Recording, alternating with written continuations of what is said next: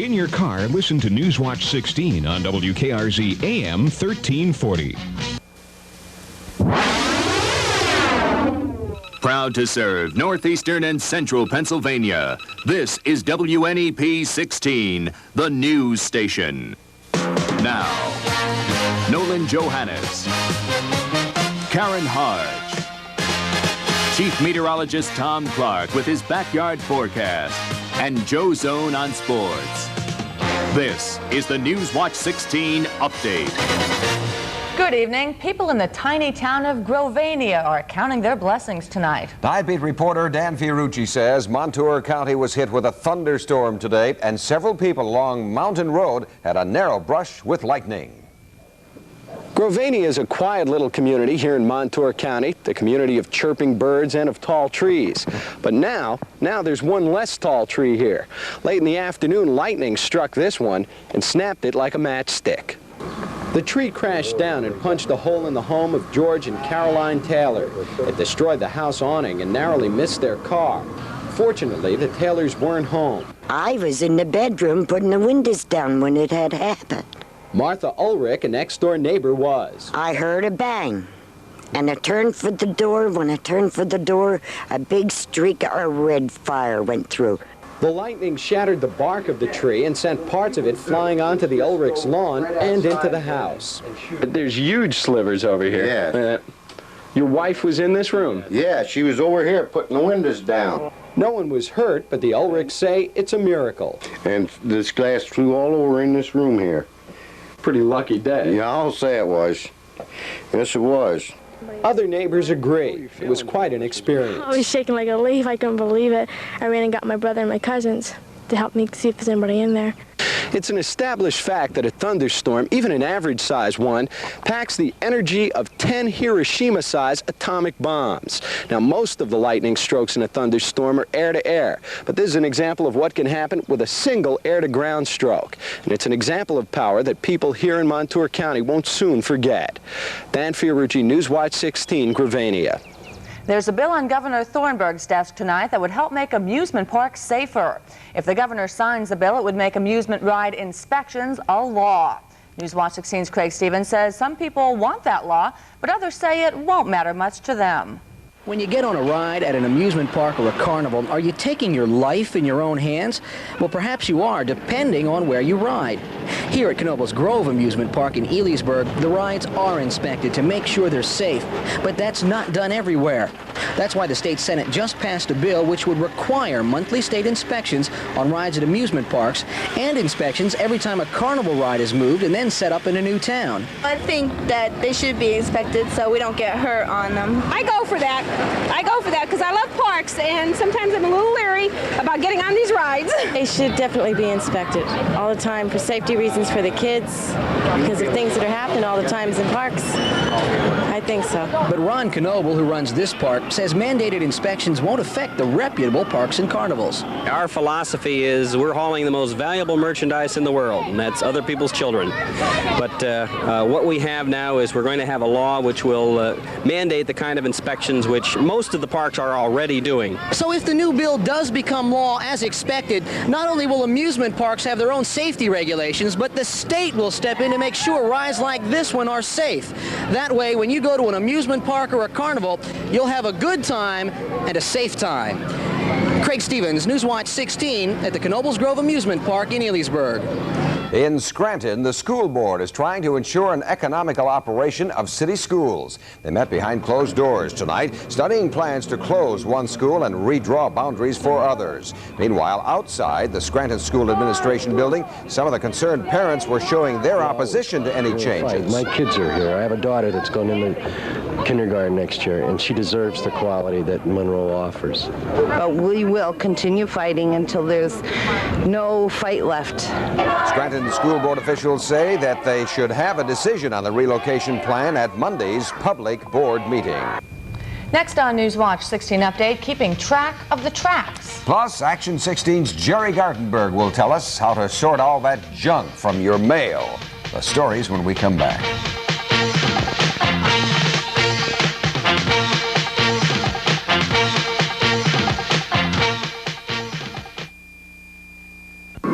Search for an ancient civilization tomorrow. In Scranton, plans for Steamtown rail excursions are still on track tonight, despite this week's miss by Monroe County to acquire some area Conrail tracks. Scranton Mayor James McNulty already had a deal with Conrail that if the Monroe County purchase of 88 miles of track fell through, Scranton could purchase a section of it for excursions. Newswatch 16 asked the mayor when the steam trains will start to roll. We're still looking at the end of the month for the first excursions, to either the end of the month or the first weekend of July. That worked out great. Another question. The city is thinking now of trying to buy even more of the tracks Monroe County couldn't get to connect Scranton with the Poconos. That might attract more tourists to the Poconos, but people in Monroe County who were trying to attract more industry there through the rail lines are disappointed, to say the least, now that the rail deal has fallen through. But Newswatch 16's Bob Costantini says there may be a different way of luring industry there down the road. There was great hope for these rails. Unemployment is 11%. Monroe County leaders thought full rail service might help lure industries to the county, especially to this industrial park near Pocono Summit. The rail was just another plus factor that we used when we marketed the park. But we're not going to do or die by the rail situation. At the Pocono Mountains Industrial Park, many acres sit unused. Roads lead to sites where there are no companies. In fact, there's only one business in the park. Charles of the Ritz Perfumes has a warehouse. The rails run right along the industrial park, and officials admit several companies have been turned off to locating here because there are no trains. Now that the rail deal has fallen through, Monroe County officials say they will place greater emphasis on the highway network running through the county as a way of attracting more industry here. We are 1 mile from 380, and of course 380 ties into 81, 80, and 84. So that gives us market penetration. Not far from the industrial park is Mount Pocono, with its businesses that depend largely on summer tourist trade. In his diner, Gus Coravasis tells us he saw the rail as a way of getting industry to the area, which in turn would give him more year-round customers. Sure, I am sorry, because we were looking forward for the railroad track to go through. For the business reasons? For the business reasons, of course. Conrail has already started to rip up one track running through Monroe County. There are reports that unless some other buyer comes through soon, the remaining track will go also, taking with it a once booming way of doing business. Bob Costantini, Newswatch 16, Pocono Summit, Monroe County.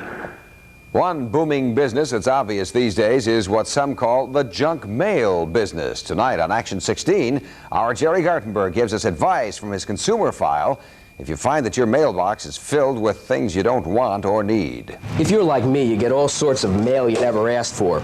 Merchandise catalogs, credit card applications, even letters from political candidates.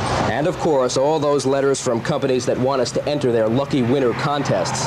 Well, you and I are not alone. Each year, the Postal Service processes a staggering 44 billion pieces of this advertising mail. How do the companies that send us the mail get our names? Well, most companies keep lists of people who've ordered stuff through the mail. The companies sell these lists to each other or trade them, which means if you've ever asked for anything through the mail, your name is probably on dozens, if not hundreds of lists. Believe it or not, most people want more, not less advertising mail, but not everyone. I'd prefer not to have it. I wouldn't want the junk mail. If you feel that way too, the Direct Mail Marketing Association can remove your name from the mailing lists of most national advertisers. You may still get mail from some national firms that don't belong to the association, and from local firms too. If you'd like your name removed from the mailing list, send your request to Mail Preference Service, 6 East 43rd Street, New York, New York, 10017. And remember, for help with any kind of consumer problem, write to me, Gerry Gartenberg, Action 16. And if you have a problem that needs Gerry's attention, write to Action 16, Box 16, Avoca, Pennsylvania, 18641. And next, meteorologist Tom Clark will head out to his humid backyard. Yeah, were there any of those thunderstorms close by here tonight? There were, but not anymore. It just may sizzle into Saturday. Ooh. The story when we come back.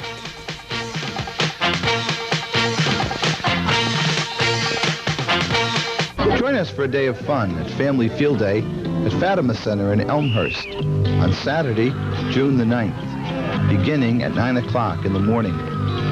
The day will feature road races, competition among parish teams, family fun Olympics, and various other activities. For more information, call us at 344-1600. We hope you can join us at Fatima Center on the 9th of June. Well, let's see what our sizzling hot meteorologist has to say about the sizzling hot weather. Tom? Man, I'm hot tonight, I'll tell you. I was up by Lewisburg last night. Late this afternoon, they had some power outages because of some heavy thunderstorms that came through. Some windows broken with some hail, and it was a real mess out there late today. But tomorrow, I don't expect any real nasty thunderstorms to be around, but it may be a few degrees warmer on the old thermometer, and we'll get to the forecast after we have a look now at how close it is in the backyard tonight. We have clear skies overhead. The temperature is 70 degrees. There it is. The humidity very high, 80%. The wind southwest at 3. The old barometer now holding steady at 30.10. Range in temperature 87 the high today. Did not break the record 95 that set back in 1925. The low last night 63. It probably will not get that cool tonight. A shot of the sunset this evening over, well, Scranton, showing parts of Steamtown, the old caboose there on the tracks. Here's sky-worn radar, the live 60-mile sweep. This is just ground clutter here. No thunderstorms across the area tonight, but we sure had a few late this afternoon. Dime-size hail down this way, and as much as an inch of rain in about 30 minutes. But those thunderstorms have now dissipated, and we now just have mostly clear skies over the state, as the latest Newswatch 16-color satellite picture will show you. There it is right there. It's clear as a bell, folks. We have a quarter moon overhead.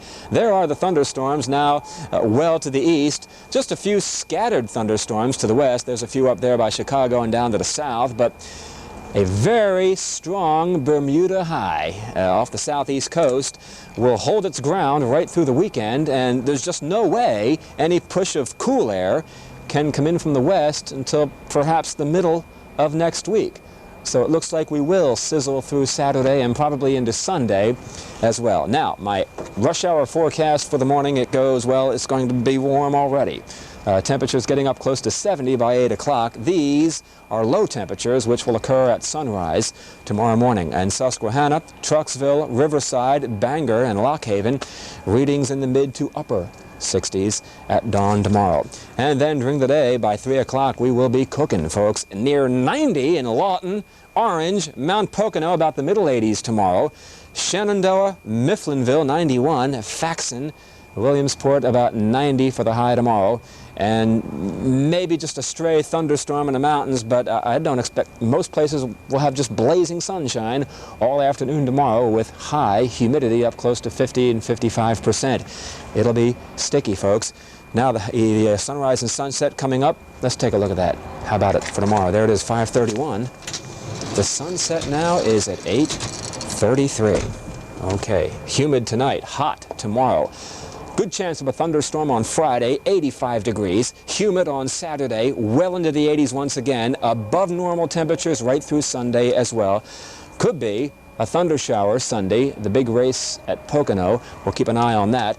But for sure, close again tomorrow. Go shopping in the mall. That's one way to stay cool.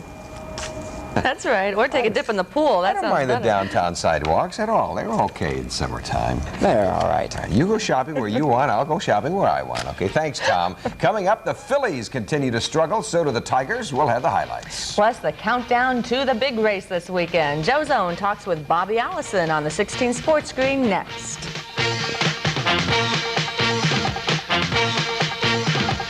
Hi, I'm Carrie O'Grady for the Greater Scranton YMCA, where we are packed full of activities for preschoolers. We have classes for children aged 6 months old up to 5 years.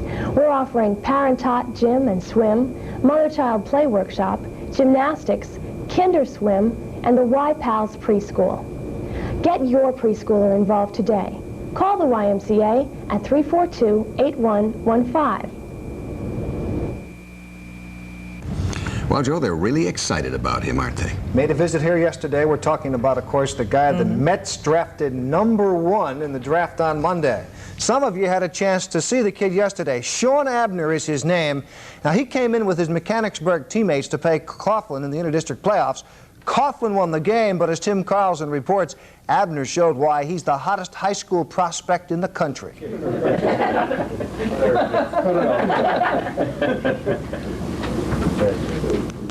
Okay, now, we're going to go and we're going to check that kid out in a moment, but first, let's go on to something else. What shall we do?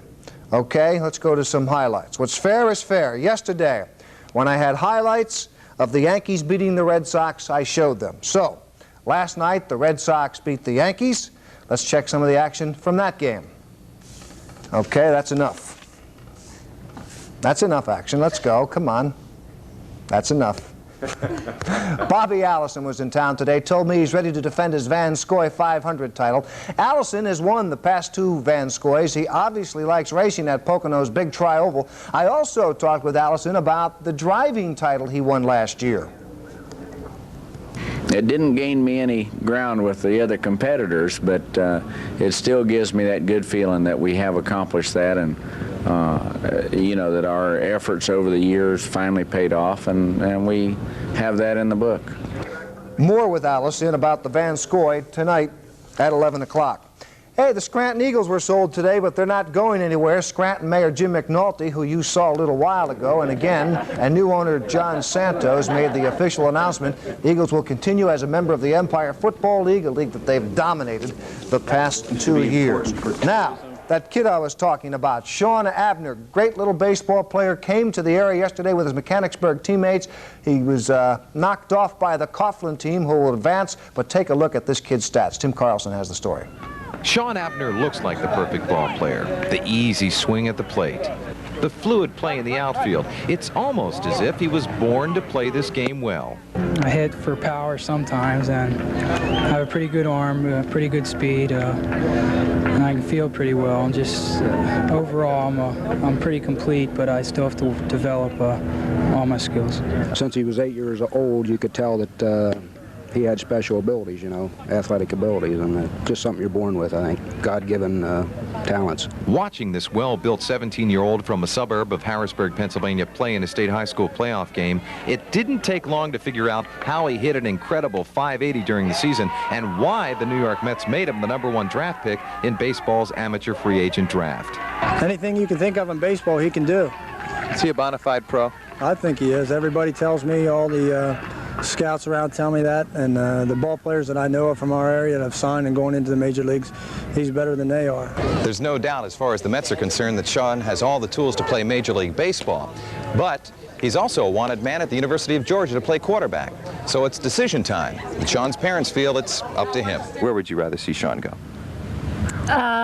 Wherever Shawn decides to go and play, we'll be behind him 100%. Money's always a contributing factor, but Shawn likes baseball, he likes football, but it looks good for baseball, I would say. I have no idea at this point. We're going to have to sit down and start negotiating a contract now after the season's over, so yeah, I should know within a week or so. Seeing is believing just how sensational this complete ball player really is, and it's hard to disagree with Shawn's coach in saying there's no other way for him to go pro except baseball.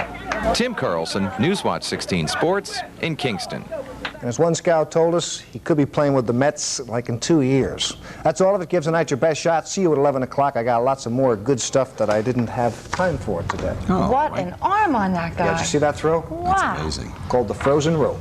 All right. Well, we'll keep looking for him. Yeah, then. for When sure. Newswatch 16 continues, we'll return to the beaches of France. To honor our war heroes who gave their last full measure to protect our freedom. Stay with us.